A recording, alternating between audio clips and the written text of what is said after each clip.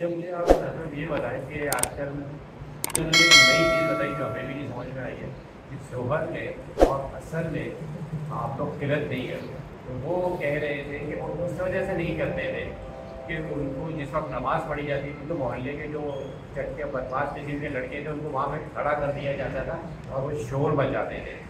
جب وہ شور مچاتے تھے تو حضور صلی اللہ علیہ وسلم نے کہا کہ بھائی آپ لوگ کیا آسان اور آرام سے نماز پڑھے تاکہ کسی کو باہر پتہ نہ چلے. نہیں ایسا نہیں ہے. دیکھیں ہم نے تو سر ابھی میڈیا اچھا میڈیا پہ چل رہا ہوگا. آپ کا سوال مکمل ہوا؟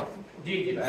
اچھا بات دراصل یہ ہے کہ اگر صرف یہ جو ہے نا اوباشوں کی وجہ سے شور مچانے والوں کی وجہ سے دو نمازیں جو ہے نا وہ ظہر اور عصر اگر ان کو جو ہے نا جہری ان میں قرات نہیں ہے خفی قرات ہے. سب سے پہلے بات تو یہ ہے کہ شارع علیہ السلام کا ہر فعل حجت ہے.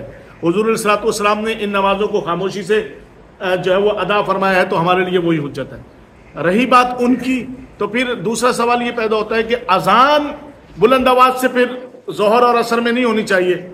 اذان تو بلند آواز سے جب دی جائے گی تو اس سے بھی تو اگلے کے کانوں میں آواز جو ہے وہ جائے گی اور جو اقامت یا تکبیر کہی جاتی ہے وہ بھی تو بلند آواز سے ہے. تو اس کا جو ہے وہ لاجک نہیں ہے بلکہ حضور صلی اللہ علیہ وسلم کا جو ہے یہ فعل مبارک ہے اور آپ شارع علیہ السلام ہے کہ کوئی یہ نہ سمجھے کہ جو ہے نا کفار کی وجہ سے یا شور مچانے والے لڑکوں کی وجہ سے کہ ان کو تکلیف نہ ہو. ایسا نہیں ہے. اگر ایسا ہوتا تو پھر ان دو نمازوں میں اذان اور اقامت کی آواز بھی جو ہے نا بالکل دھیمی رکھی جاتی. بلند آواز سے اذان کہی جاتی ہے آج بھی اور اس دور میں بھی بلند آواز سے اذان کہی جاتی.